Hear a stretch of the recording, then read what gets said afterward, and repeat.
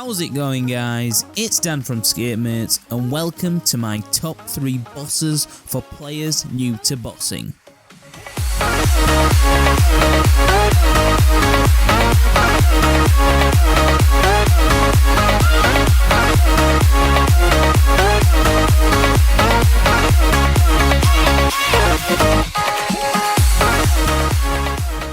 How's it going, guys, and welcome back to another video. So in this video I am going to tell you my top 3 bosses for you guys to do who are new to PvM and bossing. This guide is for people who want to get into bossing so they can get on to do them bosses such as Araxi, Nex, Telos, all the endgame stuff. So in this guide I have not included any bosses such as the Mole or the QBD, as their money per hour is pretty awful and you better just doing Slayer or non-combat money making methods instead of these. I've tried to include bosses that actually are still decent money per hour even if you are a lower level or even if you are new to bossing. Also, keep in mind, to do these bosses you will require around the 80-85 plus stats to solo these bosses and 80 plus stats if you want to do these bosses with friends. I've also tried to choose the bosses which are good money per hour but ones with simple mechanics, so if you don't agree with my top 3, leave your top 3 down below so other people can see what you think are the best, easiest bosses on Runescape.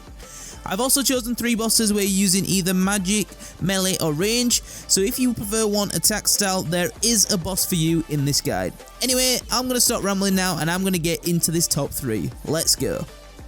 So number 3 on the list is the God Wars Dungeon 1 boss KRIL. Personally, this is the easiest God Wars Dungeon 1 boss in my opinion, especially for lower level players. It hits you so much less than Bandos, and I just find it so much easier than Armor and Sarah. KRIL mechanics are so simple as well, very simple. There are plenty of KRIL guys already on YouTube, just go watch one of them, but it's really not that complicated. There's not really anything you just need to watch out for. All you need to do is just DPS, DPS, DPS. The only requirements to do KRIL is the Troll Stronghold quest. You also need 60 agility or strength to move the boulder to get into the dungeon. If you are going to solo, I would recommend 90 mage. You could probably get away with 85, but that would be at a push. 80 defense and 92 prayer is also recommended. 92 prayer so you can use soul spirit so you can heal, so you can last longer, hopefully for the hour. If you don't have these, don't worry. If you come in a team of 2 or 3 people, 80 levels without soul spirit is completely fine and you'll be able to do KRIL for an hour most definitely.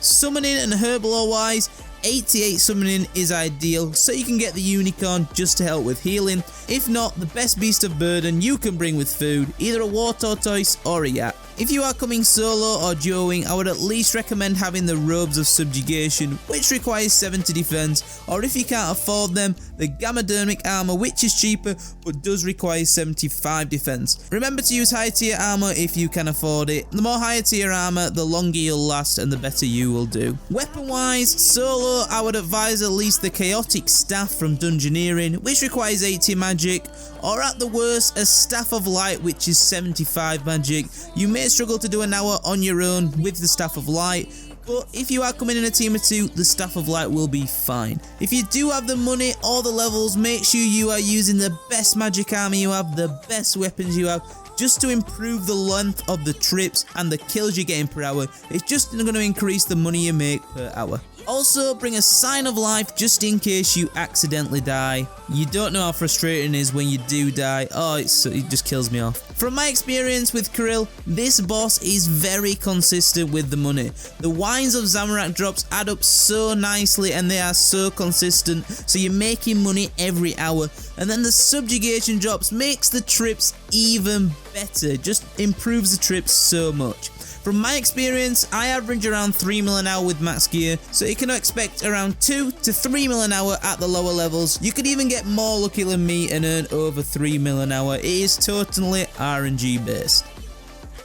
So number 2 on the list is the Corporal Beast. The Corporal Beast has very similar mechanics to KRIL. The only thing that's moderately more difficult is the Dark Energy, which is just a little bit of a nuisance. There are many guides on this also on YouTube, and it's really simple, so do go watch one of them or just go in and you will be totally fine. Just avoid that core and you will be fine. You'll be killing Corp in no time. The only requirement to be able to do Corp is the Summer's End quest. If you are going to be soloing Corp, I would recommend at least 80 plus combat stats. Anything higher than that, the better. Duoing, which I do highly recommend if you are a lower level, I'd say you need to get 80 plus stats with Corp just the same. Soloing, it is a lot harder to do it if you've only got 80 stats. As well as that, for solo and duo, you will require 43 babe to protect from magic, which is a must at Corp. Summoning is totally not required at Corp. Corp eats your familiar, so it's just pointless. You can't use a familiar, which is a little bit of an annoyance. And Overlords are great, extremes are fine, supers will do you fine. Just bring the best ones you can. If you are coming solo or duoing, you need to have at least Bandos armor, which requires 75 defense, or superior Tetsu, or Torva, or even Malevolent if you can afford it. Weapon wise, you have to use a spear at Corp. All of the weapons are really not effective, so if you are soloing, I would advise at least a Zammarakian spear. Better than that, you can get a chaotic spear or the Mizuyari. Probably said that completely wrong, but the Mizuyari is really expensive. It's like 45 mil, and the other two weapons are more than sufficient to be able to kill Corp. Duoing with a friend, the Zammarakian spear is completely fine. That will do the job easily. From my experience with Corp, the money is very dependent on how lucky you are. Some hours you'll make only like 1 mil an hour and you'll be gutted, but others you'll get onyxes, anti-poisons, and the money will be 5 mil plus an hour or even more. It is very fluctuating and dependent on how lucky you get. On average, low level Corp you should expect around 2 mil on average an hour, and duo 3 mil plus an hour. So number 1 on the list, and the boss that I would advise you doing if you feel comfortable, is QBD. QBD has the most confusing mechanics on the list, but if you do want to develop into being able to do these endgame bosses, this is the perfect stepping stone.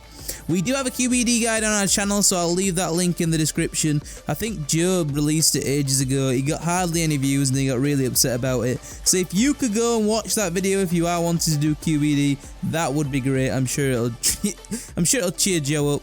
If you can't do QBD, practice on KRIL and Corp, the ones I've described above before doing this one, and then you'll get into QBD as you get more into bossing. Try and aim for QBD if you can't do it at the moment. The requirements to kill QBD is the completion of the Songs of the Depths quest and 60 summoning to be able to get there.